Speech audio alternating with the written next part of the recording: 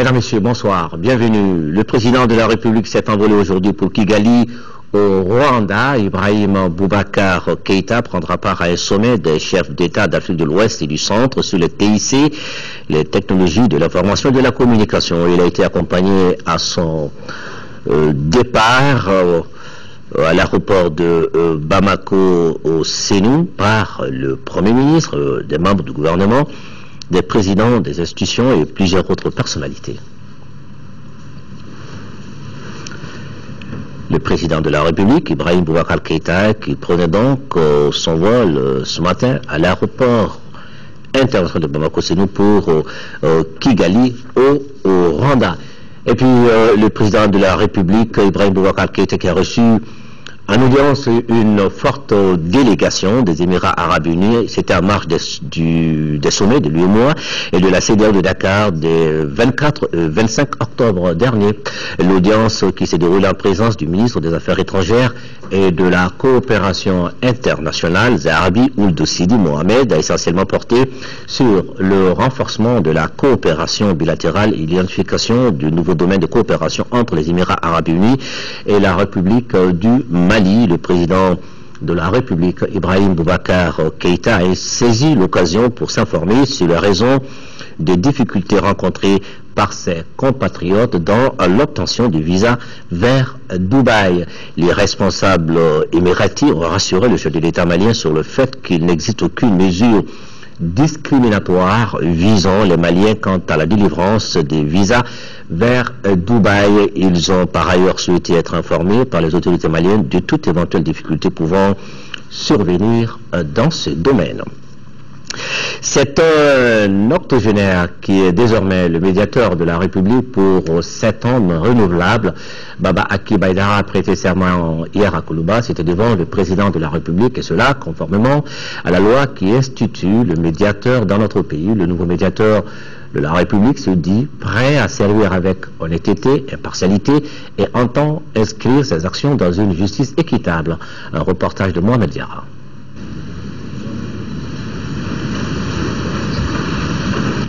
La cérémonie solennelle de prestation de serment du médiateur de la République est ouverte. Premier acte de la cérémonie, le secrétaire général de la présidence donne lecture de l'acte de nomination du médiateur de la République. Acte 2, le chef de l'État prononce la formule et reçoit le serment du médiateur de la République. Puis il le renvoie à l'exercice de ses fonctions devant un parterre de personnalités représentant les institutions. La loi 97-022 du 14 mars 1997, modifiée en son article 4, dispose que, je cite, avant son entrée en fonction, le médiateur de la République prête serment devant le président de la République. En conséquence de cette disposition, j'invite Monsieur le médiateur de la République à se lever et à écouter attentivement la formule du serment. Je jure et promets de remplir mes fonctions de médiateur de la République avec honnêteté, impartialité et justice, dans le respect des lois de la République, et de ne révéler aucun secret que j'aurais obtenu dans l'exercice de mes fonctions. Monsieur le médiateur de la République, levez la main droite et dites « Je le jure ». Je le jure. C'est donc sur cette personnalité de grande qualité que le président Ibrahim Boubacar Keïta a porté son choix. Baba Hakim Aïdara, pédagogue et intellectuel unanimement reconnu. Cet octogénaire mettra à profit sa longue et riche expérience professionnelle pour servir d'interface entre l'administration et ses usagers. Je mesure très bien le contenu à la fois éthique et conceptuel de ces deux mots-là, médiateur et république. Le médiateur institutionnel, il fonctionne sur la base des lois et règlements appropriés. Je veux m'y conformer avec un esprit d'ouverture très large sur l'évolution des pratiques administratives de l'État, sur l'évolution des valeurs essentielles du pays, sur l'évolution des mentalités de notre société. Je m'astreindrai à ce service-là. Le nouveau médiateur de la République compte travailler dans un esprit patriotique pour donner au Mali son image d'antan. La République possède des valeurs catégorielles qui sont d'ordre politique, bien sûr, historique, psychologique, culturel. Et c'est sur ces valeurs-là que se fonde l'engagement patriotique sincère. La République du Mali, pour nous, c'est un symbole de liberté et d'indépendance. Elle est aussi une promesse de progrès et de justice. C'est avec cet esprit-là que je vais m'employer à servir dans la discrétion nécessaire, mais avec une lucidité qui sera toujours bien vigilante. Le 5e médiateur de la République du Mali a rendu aussi hommage à ses prédécesseurs pour service rendu à la nation. L'ancien ministre d'État, ministre de l'Éducation nationale, qui vient d'être installé, a pour premier défi la bonne organisation de la 10e édition de l'espace d'interpellation démocratique prévue dans exactement 45 jours. Et nous allons rester à Koulouba où le président de la République a reçu hier soir le ministre algérien des Affaires étrangères. Au centre des entretiens, les relations bilatérales, avec en point de mire les questions sécuritaires. Le ministre algérien, à sa sortie d'audience, il est au micro de Aoué Touré. J'ai été chargé par son Excellence le président Abdelaziz Bouteflika d'apporter un message de fraternité, d'estime, de soutien à son frère, le président Ibrahim Boubacar Keïta. Naturellement, à chacune de nos rencontres, nous sommes tout à fait intéressés par les analyses, la vision que le président développe s'agissant de la sortie de crise du Mali, le frère qui est en très bonne voie et qui m'a bien entendu fait face à un certain nombre de circonstances épreuvantes. Mais l'Algérie assure le Mali de son plein soutien dans cette œuvre de paix, de réconciliation, de fraternité. Nous ménagerons aucun effort en tant que voisins pour continuer d'apporter notre solidarité concrète. Est-ce qu'avec votre qualité aujourd'hui de ministre des Affaires étrangères de l'Algérie, vous pouvez vraiment rassurer le peuple malien que vous allez vous investir, vous personnellement, parce que quand on sait les pas timides de l'Algérie dans la résolution de cette crise? Je m'étais investi dans mes fonctions antérieures pour aider le Mali à sortir de cette crise, pleinement conscient de l'importance du Mali pour l'Algérie, de l'importance du Mali pour la région, de l'importance du Mali pour l'Afrique. Dans les fonctions qui sont les miennes aujourd'hui, l'orientation première de M. le Président de la République, Abdelaziz Bouteflika, est que la priorité de l'Algérie doit aller à ses voisins et parmi les voisins au pays du champ, puisque ensemble, nous quatre, nous avons décidé de mutualiser nos efforts et de travailler la main dans la main pour défaire le terrorisme et le crime transfrontalier organisé, ouvrir de nouvelles perspectives à nos peuples. Les Nations Unies dans le contexte de sortie de crise au Mali, c'est le thème d'une conférence débat qui est organisée vendredi dernier au CICB et c'était dans le cadre de la 5e édition du Salon international de l'emploi et de la formation CIFOR 2013. Il s'agissait pour les organisateurs de présenter les Nations Unies et les domaines d'intervention au Mali. Les Nations Unies comptent 18 agences et la MINUSMA qui convergent dans le domaine de l'humanitaire et du développement. Agali Ag Aguissa. C'est pour célébrer la journée des Nations Unies que les organisateurs du Salon international de l'emploi et de la formation ont initié cette conférence. Le choix du thème « Les Nations Unies dans le contexte de sortie de crise au Mali » n'est pas fortuit. Il s'agissait pour les organisateurs de présenter les Nations Unies et leur cadre d'intervention. Nous allons vous faire une présentation qui porte sur deux points principaux. D'abord, les actions humanitaires qui consistent à prendre en charge les urgences, mais aussi toutes les actions de relèvement qui aussi prennent en compte les besoins exprimés par les populations pour rebondir et se mettre sur le chemin du développement. Aujourd'hui, la MINUSMA et 18 agences sont chargées de la mise en œuvre de ces missions qui visent à contribuer au développement de notre pays.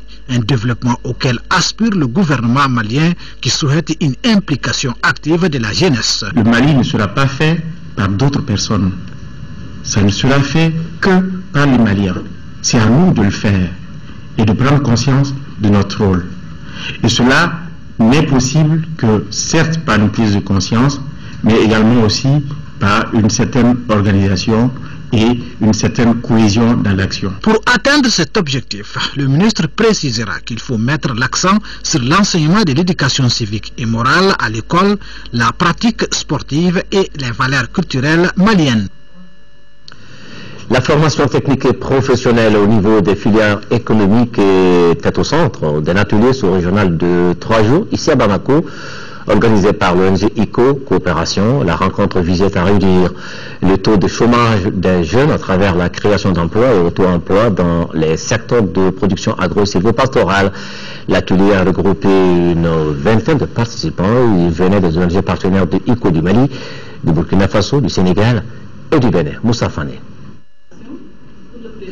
Faire une bonne articulation entre la formation professionnelle et le développement économique, encourager l'apprentissage entre les membres de la coalition dans chaque pays, ce sont là quelques-unes des recommandations issues de cette rencontre.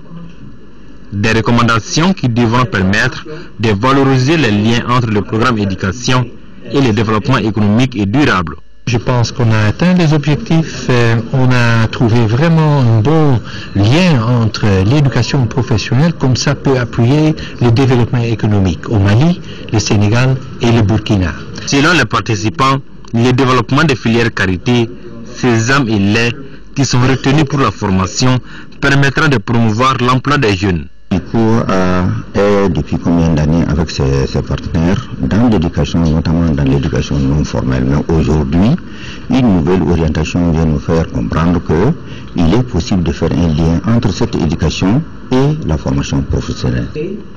L'atelier qui a duré 3 jours a regroupé une vingtaine de participants venus du Bénin, du Burkina Faso, du Mali et du Sénégal. Et nous reparlons du 5e Salon international de la formation et de l'emploi, CIFOR 2013, qui a donc bouclé ses portes ce vendredi par cette autre conférence débat. Ça portait sur l'audit de la gestion des ressources humaines.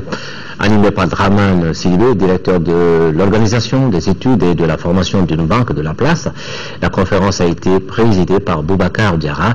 Il est le vérificateur général adjoint. C'est un reportage de Moïse Traoré.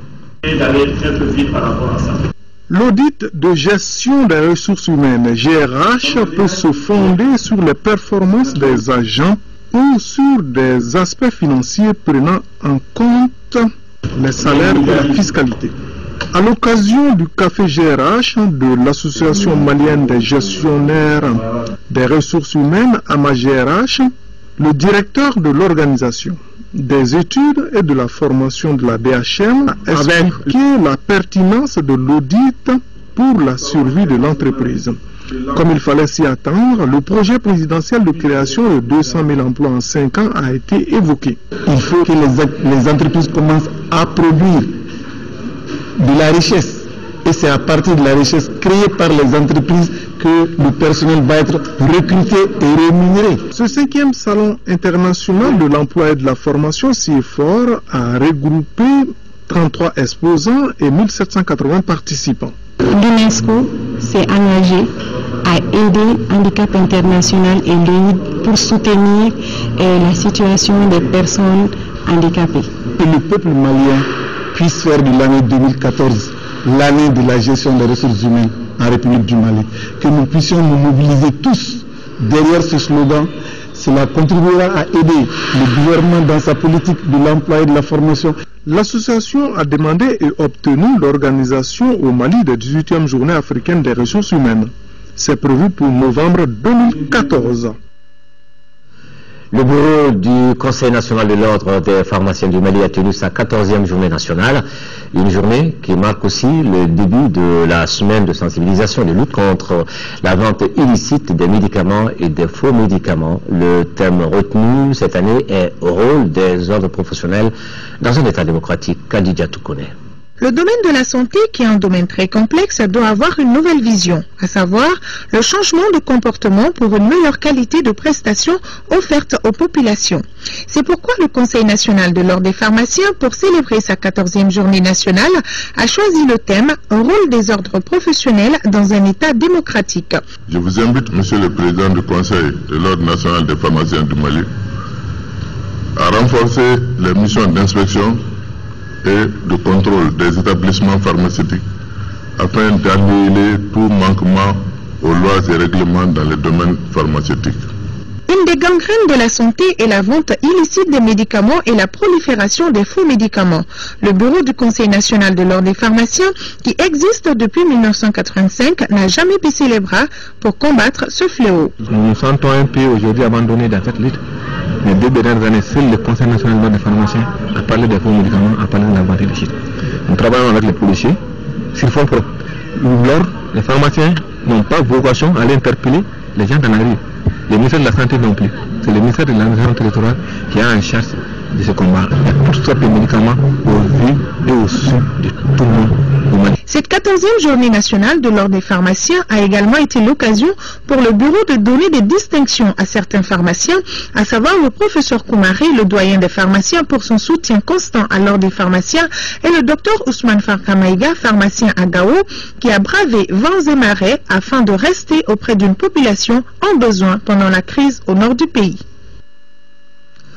Le réseau Plaidoyer et Lobbying a officiellement lancé hier son projet mobilisation de la société civile en faveur de la paix et de la réconciliation au Mali. Le projet entend créer les conditions de dialogue entre les communautés afin d'asseoir une paix durable dans notre pays. Il est financé à plus de 43 millions de francs CFA pour une durée de 15 mois et c'est fait par l'ONG Aide de l'Église norvégienne. Moussa Fane. Un nouveau projet vient de voir le jour pour mieux véhiculer les messages de paix et de réconciliation. Le projet est intitulé « Mobilisation de la société civile en faveur de la paix et la réconciliation au Mali ». Il a pour objectif de réaliser des activités de mobilisation et de renforcement des capacités des acteurs de la société civile. Le dialogue est la seule manière d'assurer une vie de paix durable. Nous devons apprendre des conflits dans le passé et continuer le dialogue intra- et intercommunautaire. Financé à plus de 43 millions de francs CFA par l'ONG Aide de l'Église norvégienne, le projet devra permettre de recoudre le tissu social affecté par l'occupation des régions du Nord par les terroristes. Nous souhaiterions une mobilisation sans faille de la société civile afin qu'elle s'engage dans la recherche d'une solution durable à la résolution de la crise que le pays vit. En initiant le projet de mobilisation de la société civile en faveur de la paix et de la réconciliation au Mali, le réseau Plaidoyer et Lobbying et son partenaire l'AN ont répondu ainsi à l'appel du président de la République.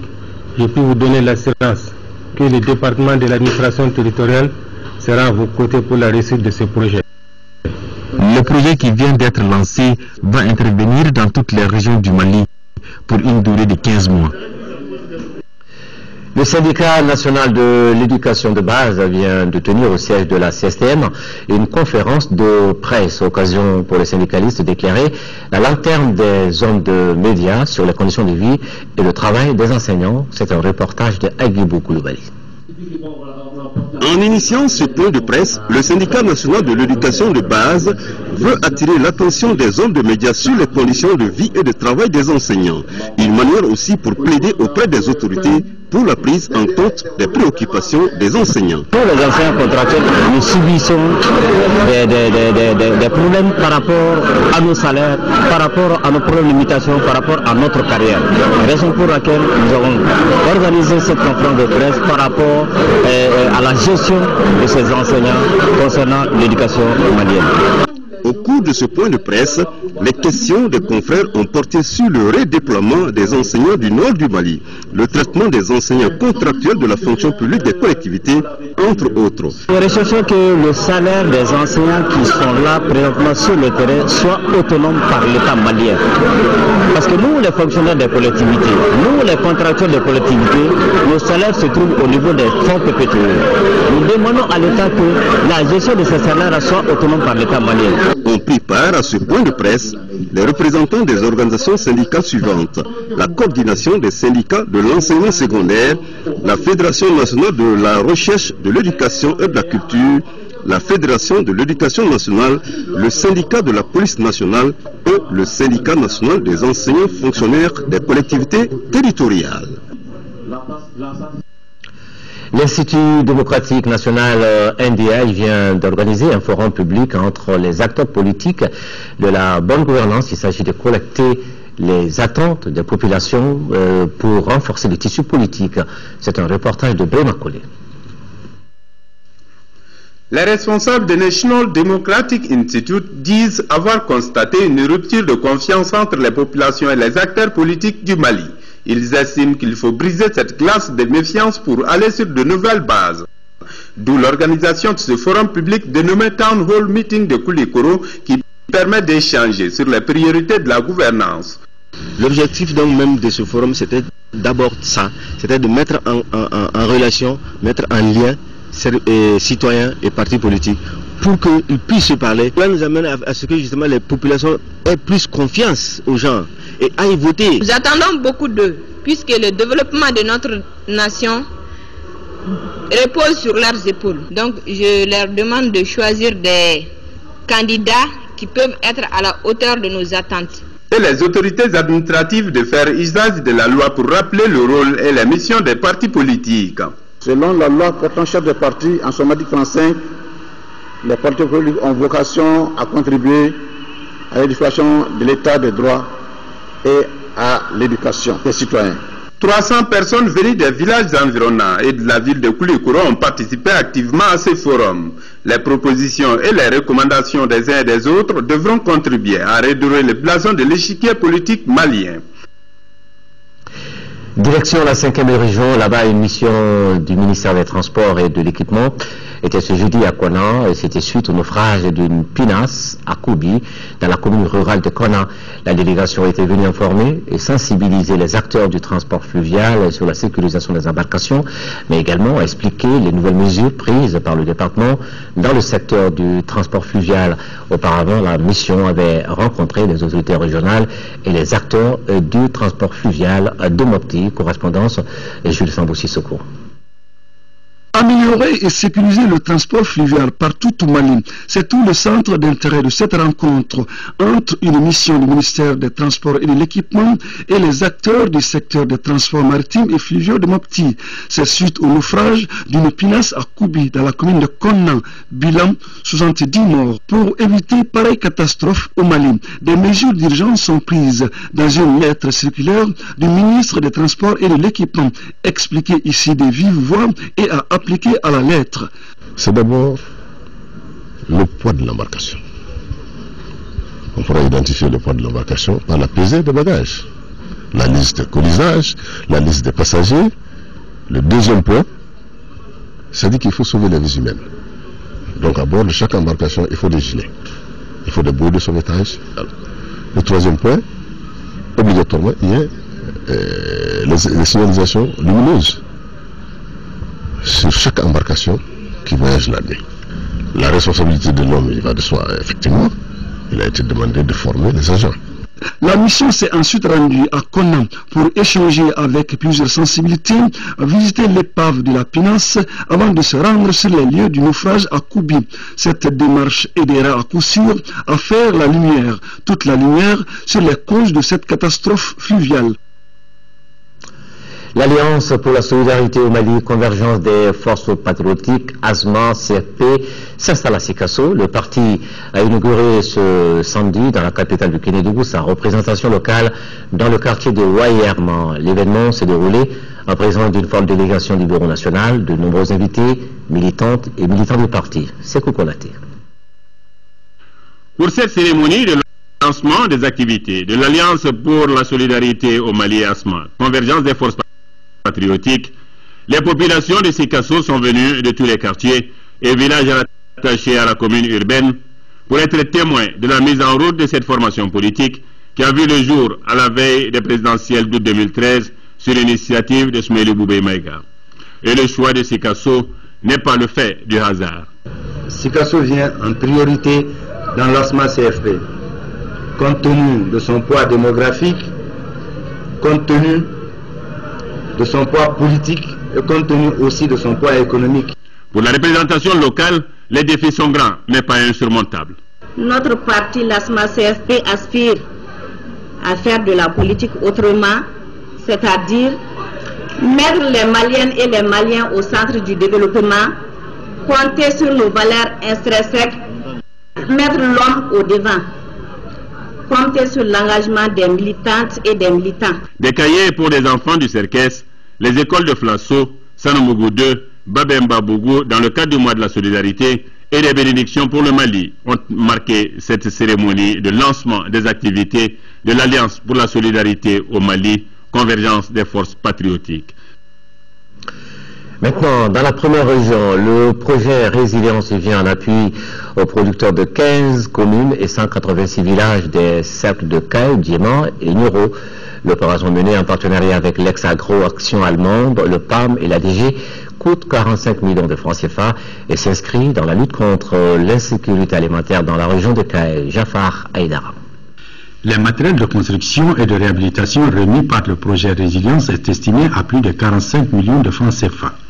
Il est destiné au maraîchage, au surcreusement des mares, à la réhabilitation des pistes rurales, à la construction des ponts traditionnels et des cordons pierreux. Ce programme a débuté en mars 2012 par une aide d'urgence basée sur la distribution gratuite de vivres dans les cercles de Caille, Djema, Nero, Yelimane, Bafulabé et Kita. Nous espérons que les communautés bénéficiaires et les maires feront bon usage de ces équipements et matériels. Le projet Résilience couvre 15 communes et 186 villages dans les cercles de Caille, Djema et Nuro.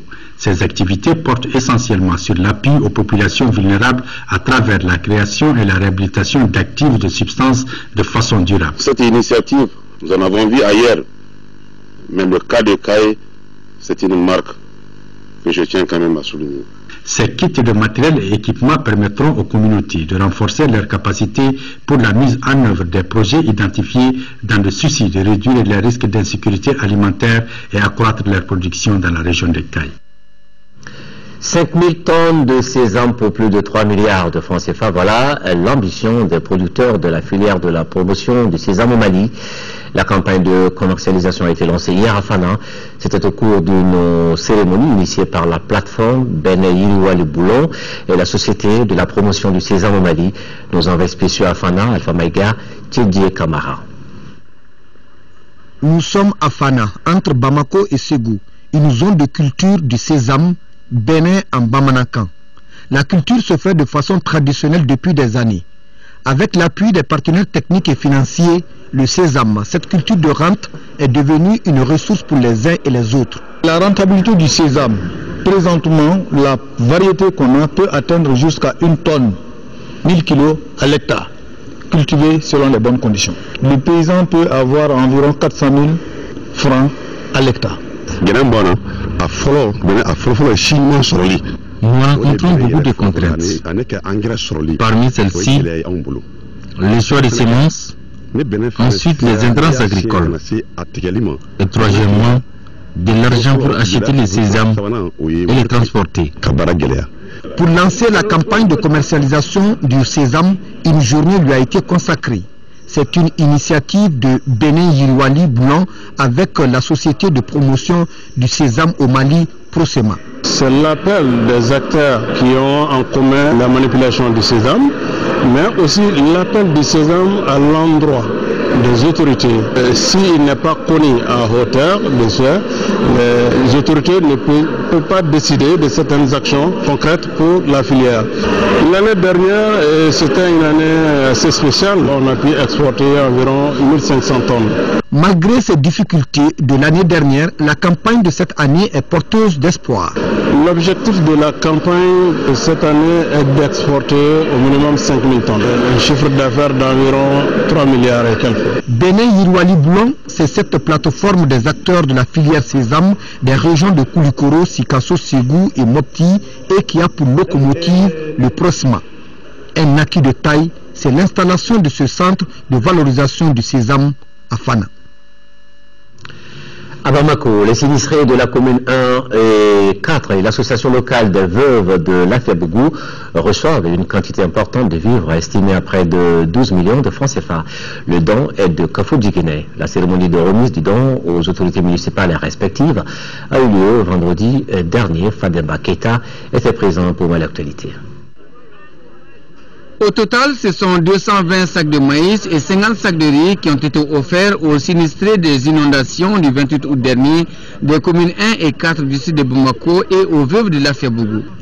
Le geste est de Kafou Djigene, un réseau de 19 caisses de base avec ses 335 000 adhérents. Depuis plus de 10 ans maintenant, nous profitons du mois de la solidarité pour faire un geste à l'endroit des couches défavorisées de la société. D'où l'objet de cette visite aujourd'hui à la commune 1 pour faire un geste de solidarité aux sinistrés de la commune 1.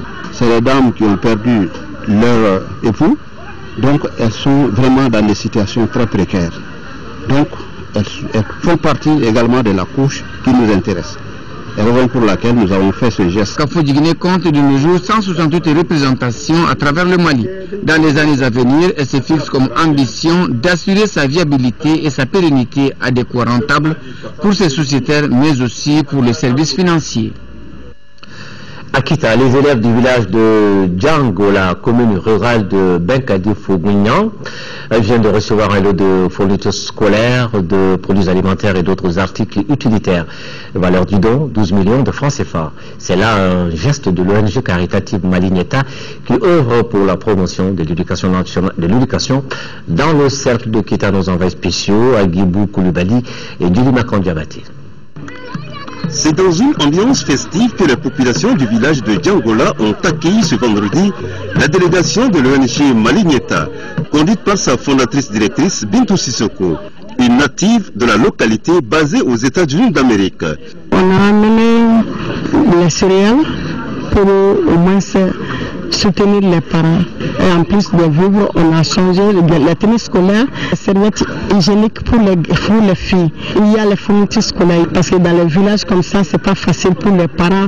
Même la cotisation 500 par mois, c'est difficile. On envoie certains enfants à cause de la fourniture scolaire. Pour la coordinatrice internationale de l'ONG Maligneta, le choix du village de Djangola n'est pas fortuit. Grande amitié avec un musicien qui habite à New York, un grand professeur qui signifie la grande joie d'apprendre et d'enseigner. Et il s'appelle professeur Paul Scheftel, pour lequel on a nommé cette école grâce à tous ses efforts à encourager des gens de donner des fonds pour subordonner cet effort. L'ONG Maligneta a construit et équipé l'année dernière 3 salles de classe à Djangola. Elle a remis aussi une machine multifonctionnelle aux femmes de la localité.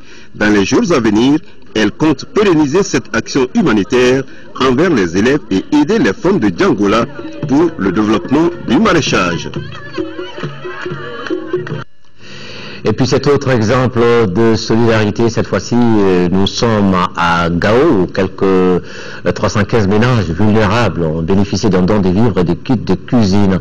C'est un élan du cœur de Caritas Mali avec le concours financier de ses partenaires Caritas Espagne et l'Agence espagnole de coopération internationale pour le développement AECID. Un appui qui pèse 118 millions de francs CFA. Délissa Koné, correspondance. Ce sont au total 126 tonnes de vivres composées de mil, de riz, du sucre, du haricot, de l'huile dont le montant s'élève à 100 millions de francs CFA. Les matériels de cuisine qui viennent d'être distribués sont estimés à 18 millions de francs CFA. Chacun des 315 ménages a reçu du vivre et un kit de cuisine. Les bénéficiaires sont tous des ménages déplacés ou réfugiés de retour et des résidents victimes de la crise à Gao. Moi, j'étais déplacé au Niger. J'étais avec ma famille au Niger et je suis revenu au mois de juin. Depuis qu'on est arrivé ici, on n'a pas eu de vivre, rien comme don. Je suis résident toujours à Gao. J'ai reçu mes trucs, je suis très content, très satisfait. C'est une commission de ciblage composée des chefs des quartiers de Gao, de la mairie, du développement social, de la protection civile, de la promotion de la famille et Cartas Mali qui a travaillé sur le choix des bénéficiaires. Vraiment, c'est une fête, grande fête aussi, parce que c'est les gens qui ont besoin. Il y a une nécessité, ils ont vraiment besoin. Nous, les chefs de quartier, qui sont les responsables, on est contents aussi. Nous pensons qu'en appuyant les ménages sur leur lieu de résidence habituel, nous évitons quelque part une nouvelle crise pour ceux qui arrivent. Parce que si les ménages arrivent volontairement et que ces ménages ne sont pas soutenus, on risque d'assister à une nouvelle crise alimentaire. Le projet a été possible grâce au concours financier de Cartas Espagne et l'Agence espagnole de coopération internationale pour le développement AECID. Ils reviennent à la maison après leur séjour au lieu saint de l'islam, la Mecque. Après le premier convoi hier, d'autres pèlerins maliens de la filiale gouvernementale sont arrivés tôt ce matin à Bamako en provenance de Djeddah. Nous écoutons le chef de l'équipe médicale, Drissa Ibrahima Traoré, qui fait le point de la situation sanitaire du pèlerinage 2013. Il est au micro de nos envoyés spéciaux. Depuis Médine jusqu'à la Mecque, nous pouvons dire que nous enregistrons à peu près une moyenne de 50 consultations par jour. Et donc on a plus de 1500 consultations effectuées. Parmi ces 1500 consultations, il y a eu quelques cas qui ont été référés dans les hôpitaux saoudiens ici, notamment les cas de fractures. Et les pathologies les plus fréquentes, c'est surtout les infections respiratoires aiguës, liées notamment à l'environnement, au fait qu'il y a un regroupement massif dans les lieux de culte. Tant qu'il y a la vie, il y a les décès. Bon, nous avons, dans le groupe de gouvernement, nous avons eu écho de 2 cas de décès. Mais tous ces cas de décès sont des cas enregistrés chez les vieilles personnes. Et ces cas ont été des décès qui n'ont nécessité pratiquement pas de prise en charge médicale à notre niveau. Parce que je pense que le premier cas, ça s'est fait au niveau même de la mosquée, de la Kaaba. Et le second cas a eu lieu sur le site des... Ce sont finalement 1110 Maliens qui briguent les 147 sièges de députés pour la prochaine Assemblée nationale du Mali. Ce serait à l'occasion des élections législatives organisées le 24 novembre prochain dans 55 circonscriptions électorales à l'intérieur du Mali. 2 constats se dégagent à la lecture de l'arrêt de la Cour constitutionnelle qui a proclamé jeudi dernier les candidatures validées pour ce scrutin. D'abord, la faible représentativité publique des femmes, moins de 200 femmes sur les 1110 candidats. Ensuite, la propension des partis politiques à nouer des alliances pour aller en compétition, décryptage avec Lamine Tchekwa Koulibaly et Oumar Moussa Traoré. Ce sont pas moins de 185 listes communes de candidatures, fruits d'alliances entre les partis politiques, qui ont été constituées pour les législatives du 24 novembre prochain. Les formations politiques, y compris les poids lourds, ont assurément décidé de ne pas faire cavalier seul lors de ce scrutin. Ces alliances ont été faites visiblement au gré des intérêts locaux. Juste 2 exemples pour illustrer cette nouvelle propension des partis politiques à se regrouper. D'abord, accueil. Sur une des nombreuses listes, l'on compte 4 formations politiques bien connues de l'échiquier politique national. Il s'agit de l'ADEMA-PHJ, de l'URD, du PARENA et du PDS. Une 5e candidature, celle du PRVM, complète cette liste commune. Le second exemple, on le retrouve sur une liste commune dans la circonscription électorale de Djouila qui regroupe le RPM, l'URD, l'ADEMA-PHJ et Phare Ankawili. Les grands partis sur lesquels on pouvait compter, On a vu que ces grands partis-là se sont pratiquement disloqués après les événements de mars 2012. Il y a eu un fossé entre l'électorat et les partis. Donc en ce moment, on constate que pour être élu, est-ce que les candidats ne misent pas beaucoup maintenant sur les individus que les partis? Ça, c'est la grande question qu'on se pose.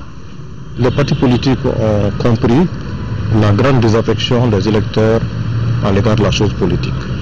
C'est un peu de faiblesse, tout simplement, que les grands partis soient obligés de s'allier à d'autres pour pouvoir l'emporter. Ça veut dire qu'ils ne sont pas sûrs de l'emporter tout seuls. Ils ont vu les hommes politiques à l'œuvre et de toute évidence, ceux-ci sont en train de perdre la confiance des électeurs.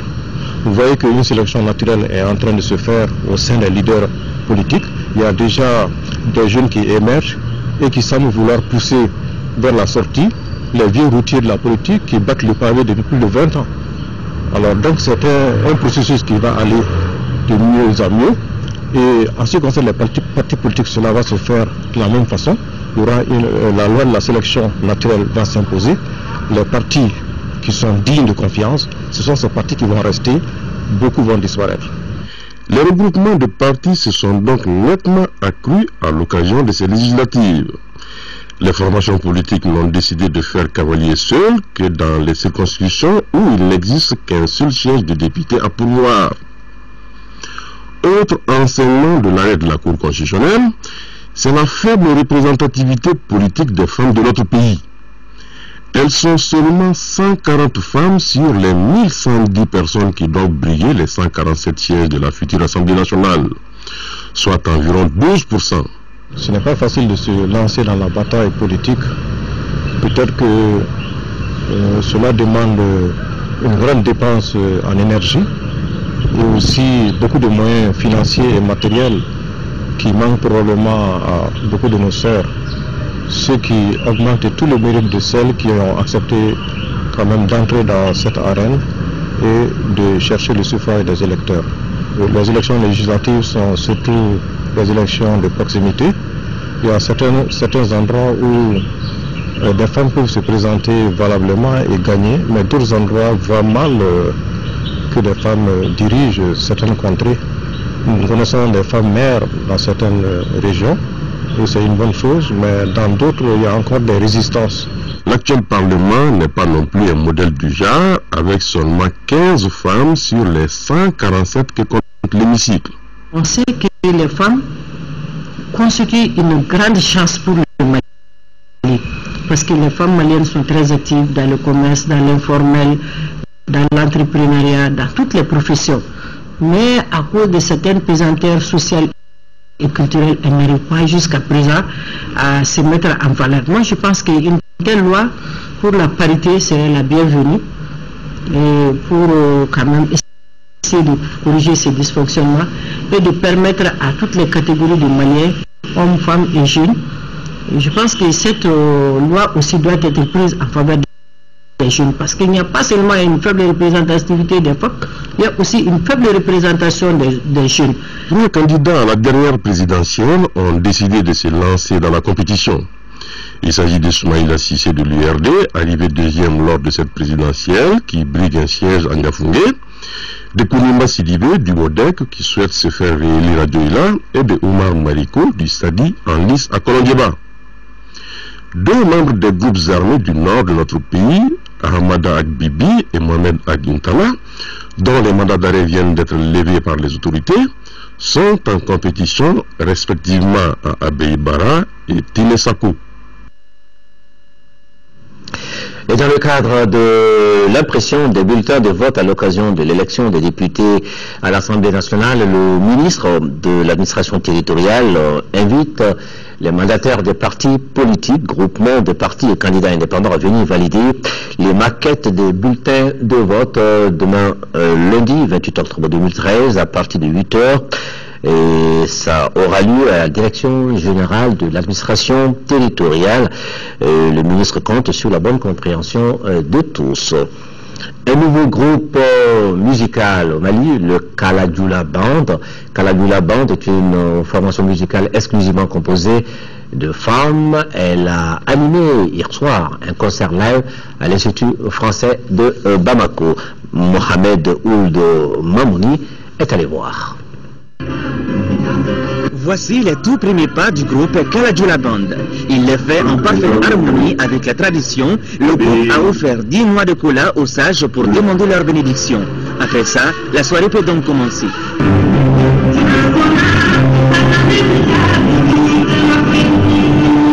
Avec son boulon en main, la chanteuse a la voix perçante aux couleurs blues, rock, et c'est avec Neni Diabaté à la manœuvre que ce groupe donne une autre coloration aux instruments traditionnels dont elle dispose. Avec elle, Madina Ndiaye à la kora, Kamisa Diabaté à la flûte ou encore Lala Diallo au djembé. C'est les femmes même qui ont pris l'initiative de former ce groupe parce qu'ils jouent tous aux instruments, bon, comme c'est les hommes qui les accompagnent.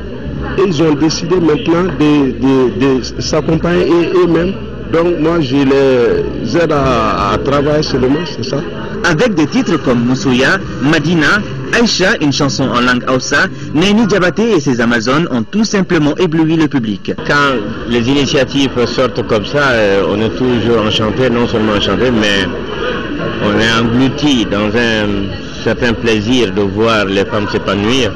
Et je crois que c'est quelque chose à soutenir. C'est une soirée extraordinaire. On a vraiment aimé en tant que professionnel du showbiz.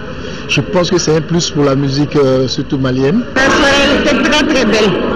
C'est bien amusé. Les femmes ils sont vraiment braves.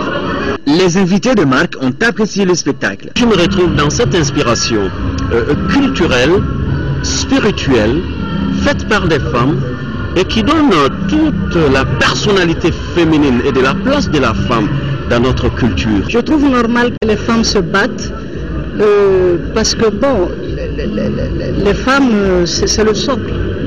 C'est elles qui donnent la maternité, elles donnent vie. C'est tout à fait normal.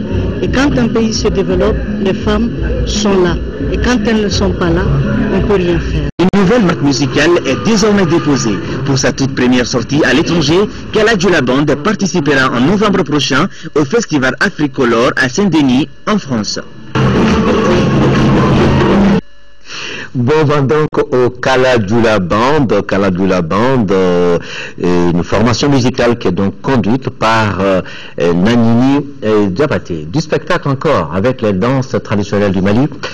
Elles sont à l'image de la diversité culturelle de notre pays et constituent un réel vecteur d'expression artistique, un potentiel, une richesse que tente de conserver jalousement la troupe Bademba en initiant des jeunes de chez nous aux danses de chez nous, donc ça se passe au carrefour des jeunes de Bamako.